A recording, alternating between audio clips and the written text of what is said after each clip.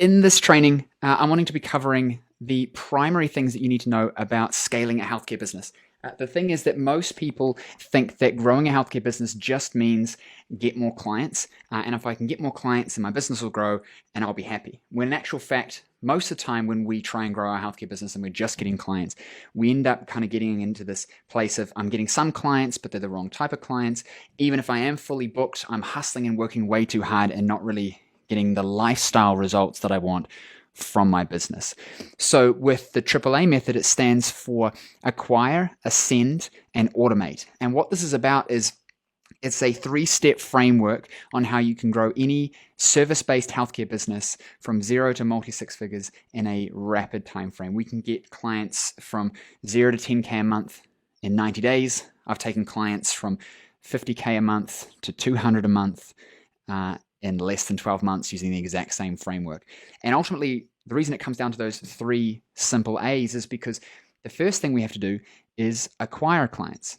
Acquiring clients is the name of the game, right? If you can't bring in clients, you can't grow a business. The second thing is making sure that those clients are actually starting with us, joining our programs, continuing with our services, following through and getting results, that we're retaining them long term and we're ascending them into various different programs and service offerings and things like that we have. And the third step is how we automate this. The reason that automation is ridiculously important is because if it's not automated, then it's a hustle. And when it's a hustle, it gets tiring because you can't just keep sprinting, right? We have to create a system that means that I don't have to worry about where are my clients coming from. Are they converting? Are they starting? Are they sticking around? And then ultimately, end goal being that I don't even have to be in practice anymore because I've got a business and it runs itself. When you think about your business, I want you to think about in terms of where are you trying to get to? And then what are you doing right now? And is it ultimately going to get you to where you are?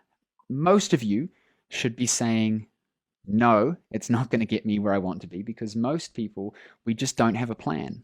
We don't necessarily have a structured plan where I know that if I do A, I'm going to get B as a result. And if I keep doing that, I'm going to get C, which is ultimately where I want to be. Most of us are just hustling and trying to get clients through referrals and networking and things like that, or we dabble in Facebook ads, and it doesn't really work as well as we'd like, to say the least.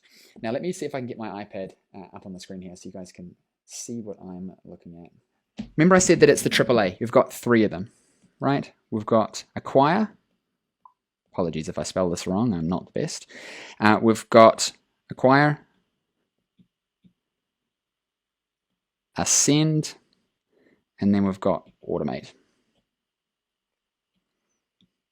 Now, how this looks is acquire is all of our lead generation, right? This is how we're getting people into our business via our Facebook ads, via our networking, our referral marketing, our events, all that kind of thing. The leads are what fill the funnel, so to speak, right? Lots of them coming in the top, and then we have clients popping out the bottom, which give us money. They get results. That's the nature of business. It's an exchange, right? They're paying us to get an outcome. Most of us have a trickle where we're not really getting enough leads, and so we're constantly trying to just focus on ascending people, all right? We're over-leveraged in forcing people to come back because we don't have a plan in place. Whereas the way that I like to look at it is, how do I make sure that I have plenty of people coming in the front end? So I've got a fire hose of leads, which is going to mean that I don't have to worry about if all of my clients stick around. Now, obviously, we want to have a good retention process and a good conversion process, which is what the Ascend framework is all about. But I shouldn't have to worry that every single client has to come back, because you don't want to be in that place. It's needy. It doesn't work.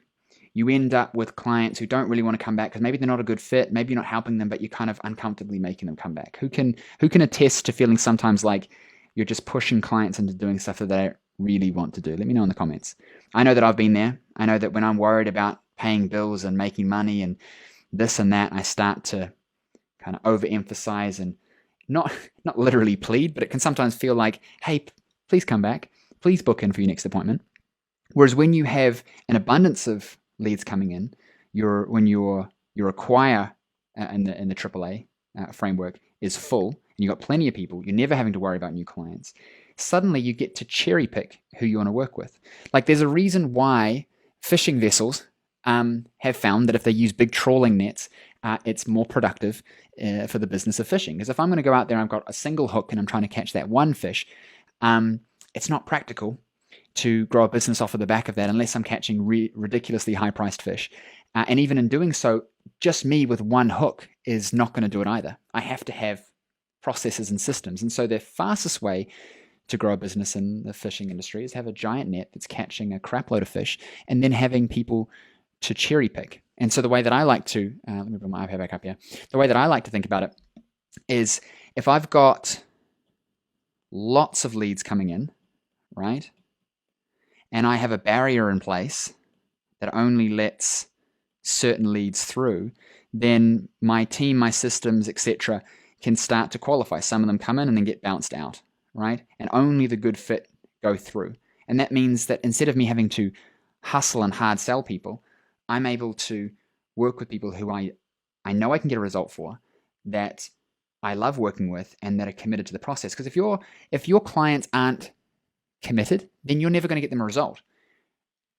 Rarely do any of us really have a one kind of solution thing. You come and see me once, you take one pill, you do one treatment, you do one thing, and then your entire life's going to change. You might have, for example, I'm a chiropractor, right? Someone might have a bad neck and I might adjust them once and they might feel amazing. But that's not going to give them a long-term quality of life. I'm only ever going to be kind of a patch. And even then, it's not really going to be a best patch, because if someone just wanted pain relief, then drugs are going to be cheaper and more effective, right? Why pay me $60 for an adjustment and you're going to feel a bit better for a while, or you could get, paracetamol or something like that from the supermarket in New Zealand for $10 and you get a pack of 24, which is going to give essentially immediate relief and be cheaper for longer, right? Because if we're just looking at that short-term outcome, then maybe we're not providing the best service. So the way that I look at it is in terms of, yes, I obviously want to get that client a result, but I also want to work with the clients who are committed to making changes inside their long-term health, their quality of life, etc. So I like to make sure that my bucket is full so that I can cherry pick people. So the way we do that in the Acquire framework is we have to make sure that we have client acquisition automation. We need to make sure that we have systems that are bringing people in and filling our bucket. And some of the things that we're doing right now that are working ridiculously well is obviously Facebook ads, right? Facebook ads work amazingly well because you're able to choose who your ad goes to. You're able to choose what kind of offer you put out there, what kind of targeting you're doing, and you're able to dial in exactly how much money you want to spend and how many clients you want to get, right? Facebook ads allow you to choose. Now, a lot of us struggle with Facebook ads. We've had agencies try and do it for us. We've tried to hustle and do it ourselves with boosted posts, all this sort of thing, and then we kind of break the bank and say, look, this didn't work and I wasted a whole lot of time and money. I get it. The reason why most of us struggle with Facebook ads is because we don't really know what's going on. We've done a course, or we've got some guy who's really probably 17 and living in his mum's basement trying to run ads for us, and they don't really understand our business or what we're about.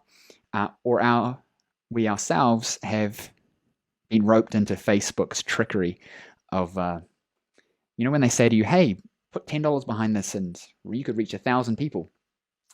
That is a particular strategy that can work in particular situations, but it's not something that I would, bet the house on, right? Facebook will happily take your money.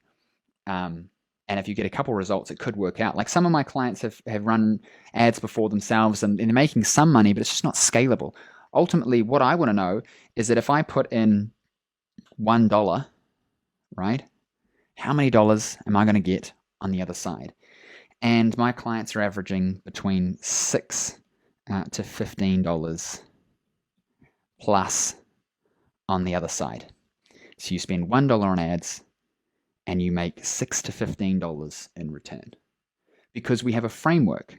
We know who we're going after. We know what they look like, right? Lovely hair on this lady stick figure. We know what they look like, what they need.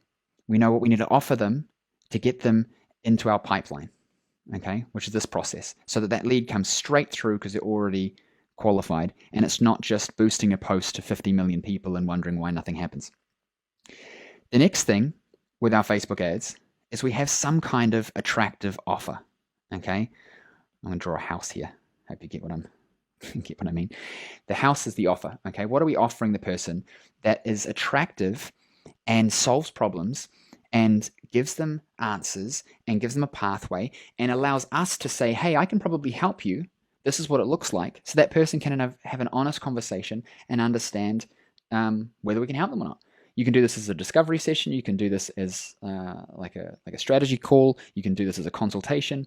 There's a variety of different ways of doing it, but typically consultations work best. And so you run ads directly to some kind of consultation offer to get them in your clinic or on the phone so you can actually have a proper conversation. You have to have an attractive offer. That's the only way to run ads to get leads properly.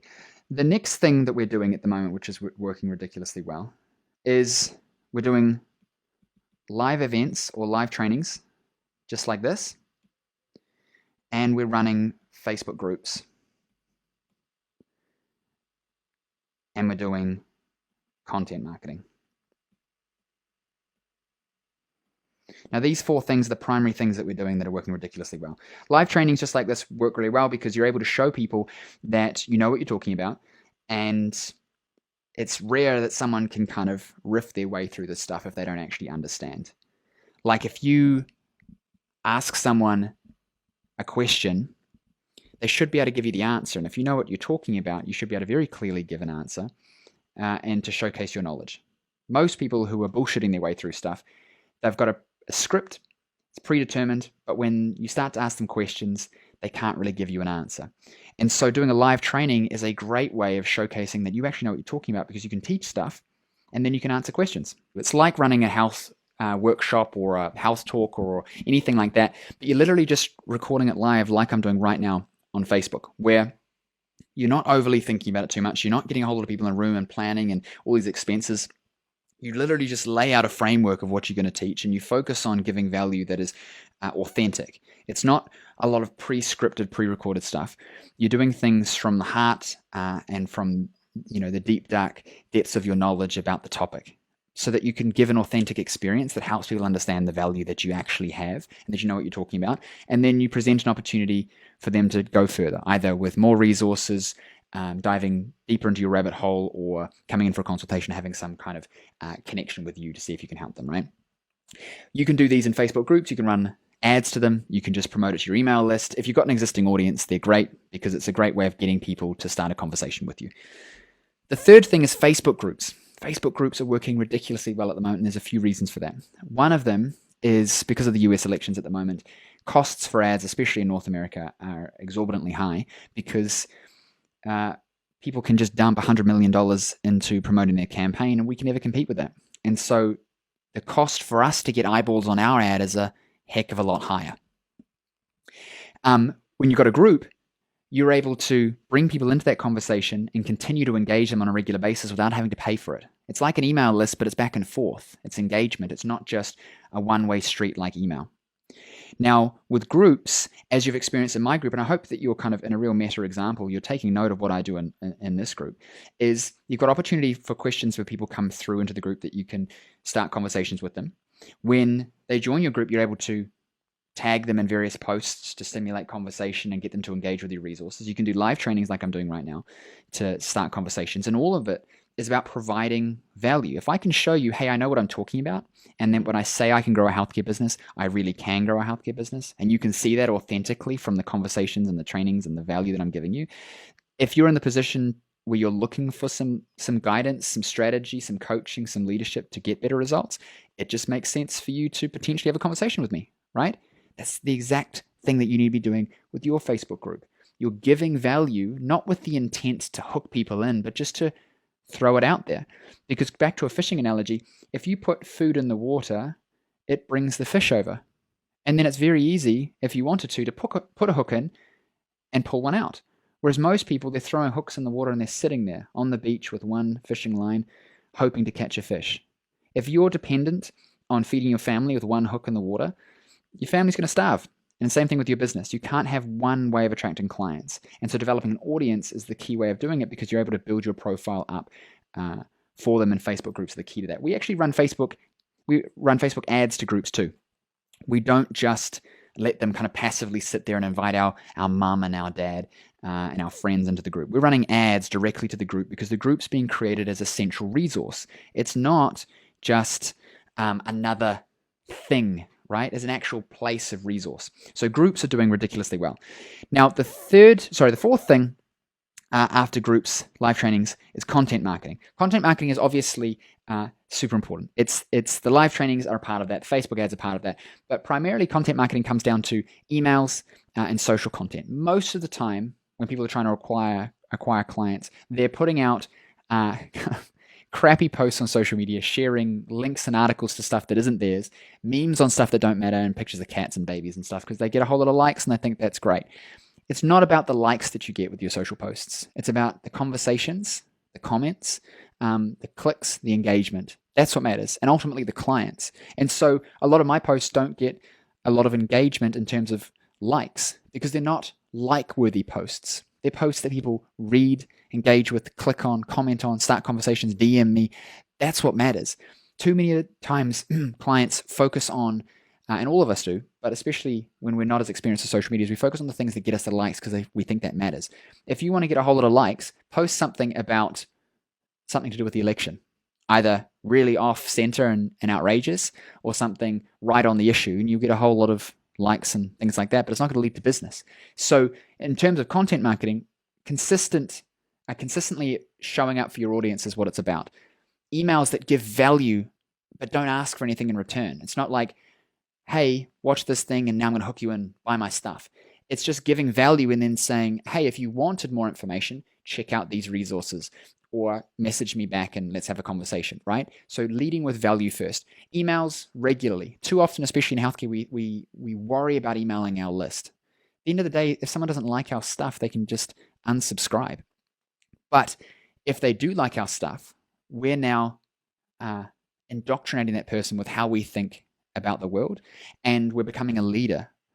The reason that content marketing is so important is because people need leaders. There's too much information out there and there's not enough context. And so when you're putting out your content, we're not just wanting to add to the plethora of neck stretches as an example of just now you doing the same neck stretch as 50 million other people.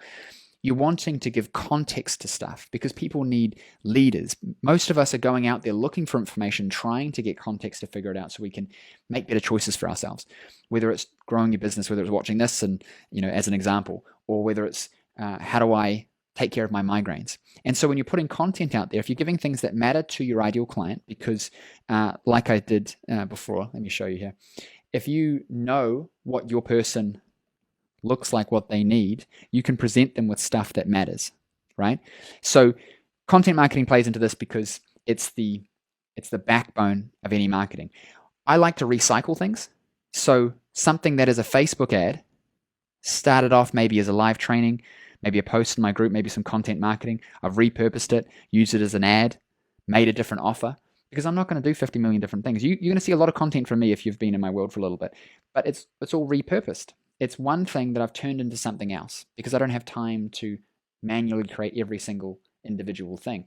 For my clinic, we'll get practitioners to run a workshop, we'll record it, and then we'll get my staff to just cut it into short clips and then use them on social media. You know what I mean? Run them as ads. It works ridiculously well. So if we back up here a second, Acquire is all about lead generation, right? Filling our funnel with people who have raised their hand and said, I'm interested. If you don't have that dialed in, you're going to struggle. Most people who come to me think they just need more clients though, and they miss the next part, which is ascend. Ascend is how we take those leads and turn them into lifelong paying clients. And to do that, you have to have a standardized process. And so what that looks like for us in our clinic, and I know that, I'm a chiropractor by trade, but we have acupuncturists, massage therapists, naturopaths, nutritionists, counselors, all kinds of people in our practice. We've got 10 practitioners. And it's the same process. I've worked with 250 private clients in 14 countries and 25 industries. There's been thousands of clients going through my trainings. The stuff works, and it comes down to a simple process.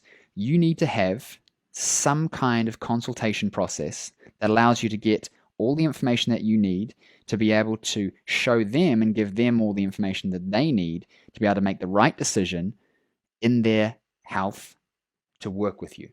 The whole point of what we call a day one experience is to get you the information, to give them the information that they need to make the decision to work with you. Now, you then want to actually have a plan. You can't just make crap up or wing it. You have to say, hey, this is what I think we need to do over this period of time, right? So maybe you say, it's a 12-week period. Maybe it's a 6-week period. I don't care. You need to have some kind of period of time that you're working with a client. I haven't, except for particularly unique situations, found people that the business model works where it's one-offs, right? As an example, like I said before, pain relief. If you're just trying to do pain relief with someone, tell them to buy drugs. Because if you say that to them, they'll say to you, well, I don't want to buy drugs. And you go, why? And they go, well, I want to fix it. And you go, there we go. So how am I going to fix it with one session? So have a process, map it out. Maybe it's a 6-week treatment plan. Maybe you see them once a week for 6 weeks. After 3 weeks, you do a review to see how they're tracking. After 6 weeks, you do a final review to see, have I made the outcomes that I want in that period of time? But you have to have some kind of plan. Now, you can do like a day 2, right, which might be a report of the findings, etc. As a chiropractor, we do that. We've got a day 1, which is the assessment, and then a day 2, which is the report, which allows us to create the plan for them and set up the resources to give to them. For our naturopaths, for our nutritionists, we don't do that. We have that built into our day 1. So we start with assessment, and then we do a report after and give a recommendation, because most people who are coming into this are standardized in a certain way. Like our marketing has brought them in for a particular reason, and we have a method that's going to get them to where they are. So this leads me to my next point. The reason you have to have a plan is because you need to be able to separate and help a person experience the gap between where they are and where they want to be. That's supposed to be a square. Where they are and where they want to be. You need to be stretching this gap, because if you don't, they feel like, actually, it's not that hard for me to go from here to here, because it's really close. When we know, in actual fact, it's a hell of a lot harder than that. But if we can't communicate that effectively during our process, right? During our process, then a person can't really buy into it, because we're not giving them the information that they need to be able to make the decision that's going to best benefit them, not in the short term, but in the long term, right? So understanding this gap is ridiculously important, because then you can just bridge the gap. Get a brown pen here. We can just bridge the gap, which is the whole point of your method. Horrible bridge. You get the point. People, just a little man here, people need to see the gap and think, man, I don't want to go across that. So I'm just going to pay you the toll, because you're the toll man at the start of the bridge, throw money at you, walk across the bridge, get to exactly where I want to get to. If I want to be a doctor, do I read a whole lot of textbooks, or do I go to medical school? I go to medical school. If I want to get a result in my business, do I try and hustle and figure it out myself, or do I watch trainings like this to just learn from people who already know what they're doing? You do that because it works easier. Same thing in your clinic. You need to be, or your virtual service or your coaching program, doesn't matter what it is. You need to have that gap mapped out so that you know and they know what the steps are to get from A to B, and that you've created a method that's nice and succinct, and all they have to do is pay the money, go through the process, and they'll get the outcomes they want, right? This is that 6-week to 12-week thing that I'm talking about. All right. This is what is ridiculously important to ascend clients effectively, because that will take them from being a lead to being a patient. But there's another step. Okay. There's client. Now, for me, a patient is someone who's coming in with a problem that you're solving. That is like stage 1, right? Solving the problem. Client is where it's someone investing in you to produce long-term outcomes for them, and they're working with you over a period of time where you're coaching them on an ongoing basis, right? This is where clients are working with me for months and years, not because they're broken, but because they're wanting to continually improve themselves. Let's say you're a PT. In New Zealand, that means personal trainer, but in the States, physical therapist, physiotherapist is what we call them. Let's say you're a physical therapist, right? A person comes to you with an ankle problem. You eliminate the pain. Stage 2, your ascension to them being a client could be working with them on developing systems in their training, in their day, that allow them to have better proprioceptive feedback and lower risk of injury. Or maybe you're strengthening their ankles so they can run faster and work harder when they're training for tennis or something like that, right? And so they go from being an amateur to someone who can actually compete, and maybe they're, for example, my clients, they want to run marathons, or they want to start swimming or going to the gym again, so I can eliminate pain in stage 1 and then I can get them function in stage 2. Or maybe they start to take it seriously and want to compete. Maybe they just want to have some fun as a weekend warrior, right? But stage 2 is how we turn them to a client. So you have to have a process that allows you to map the second gap, if you will, which is, now that your pain's gone, that's amazing, but wouldn't you like to A, B, and C? And because you know your client, because you've done the work, you understand that, you are able to map it and say, this is the next bridge, right? You were drowning. I got you your head above the water so you're floating. But let's get you onto dry land and into a house, metaphorically, right? So that's kind of I'll call that S2, right? Stage 2, how they become a client. The third part to this, let me bring the iPad back up again.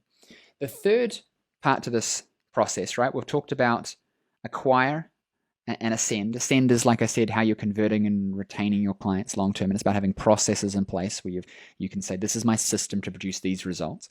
The third is automate. Automate is where you're able to set this up in a way that the business works for you instead of against you. So the very first thing is having systems around how you run your marketing, whether it's your Facebook ads or your live trainings, your groups, etc., so that you're not constantly having to manually do stuff. That's a big one. Most of us are just manually hustling. And so if we stop, things break.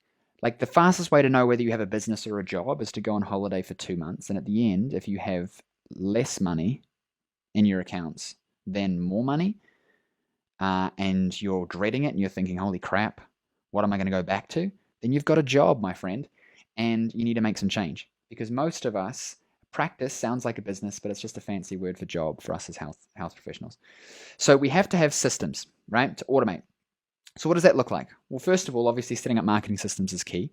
Secondly is documenting standard operating procedures, SOP, for how you do your consultations, how you communicate with your clients, how your front desk do, and everything, to create this nice, easy, circular system where a client comes in, they go through a process or an experience, they've got these check-in points along the way, they're producing results, and then they're happy, and they're up and out and ascended.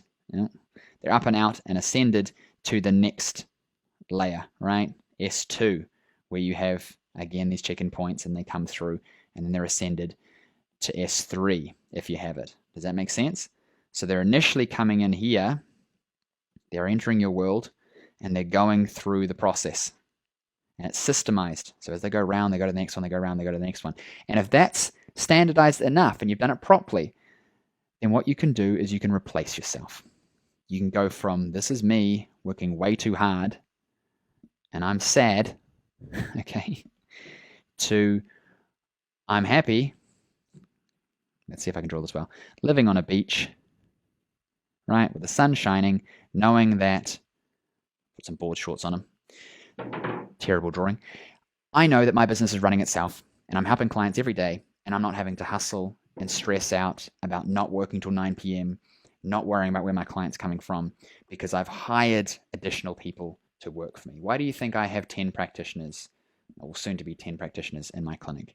Because I have systemized this process, which allows me to just level up every week. The more money we spend, the more clients we get, the more clients come through. My team are trained into our SOP processes around managing clients, because I've actually thought about our stage 1, stage 2, stage 3, etc. We've mapped the journey.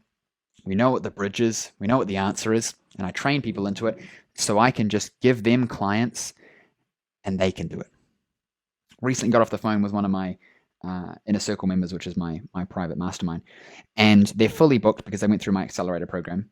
And now they're stressed they're overwhelmed, they're working too hard, but they're making good money and helping lots of people, so they kind of feel like they need to keep doing it. And the conversation was, well, how do we leverage this? How do we go beyond just I'm full to I now have a business working for me? And so what we did, if you've documented your processes correctly, you can bring people into work for you, which allows you to have leverage. But it starts with knowing who your client is, knowing what solutions you deliver, knowing why that matters, and having everything standardized so that when you take that model, it's literally just copy paste. And so I hire a practitioner, they can come in and they can see those clients. Because as business owners, we get caught in this trap of hustling because we think that we're the ones who need to be doing the work. Because if I do it, it's going to be perfect.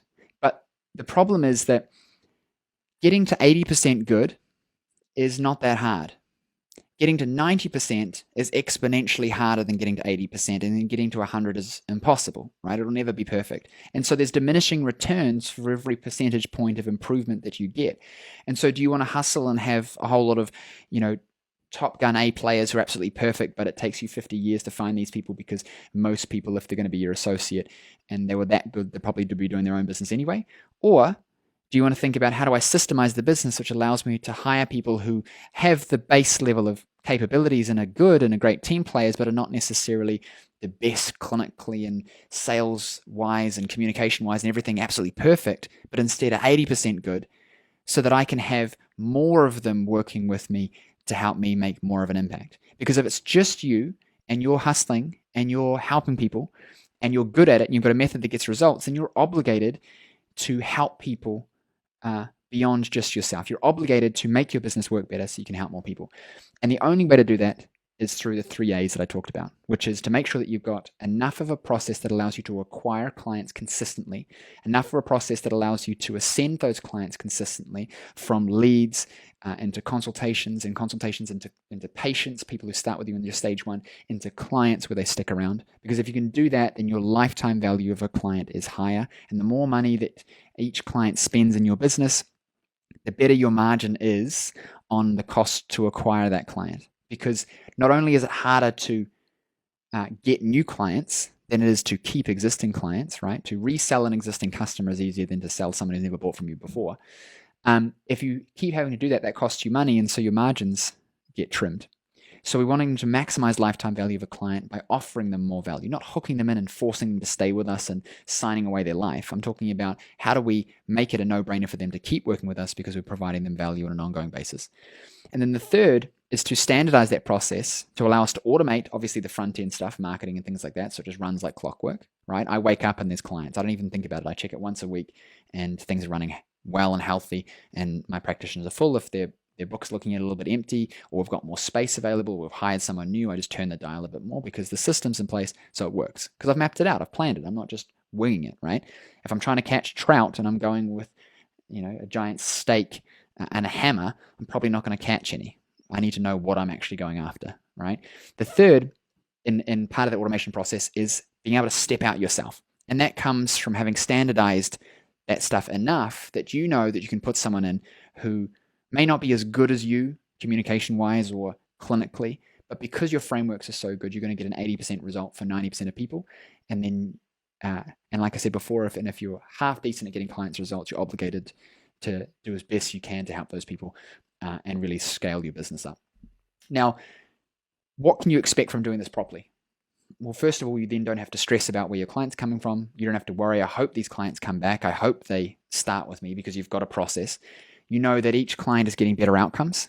You know that you can sleep at night and not stress and think, holy crap, what am I going to do next week? Because people aren't booked already and I'm going to have to hustle again. You can go on holiday and you can enjoy your life because your business is actually an entity that's moving forward. It's not just you kind of in the trenches, the only one with a shovel digging. And you can create a greater impact because most of us don't have a plan for where we really want to get to in our lifestyle. We just keep thinking about next week, next month, next year.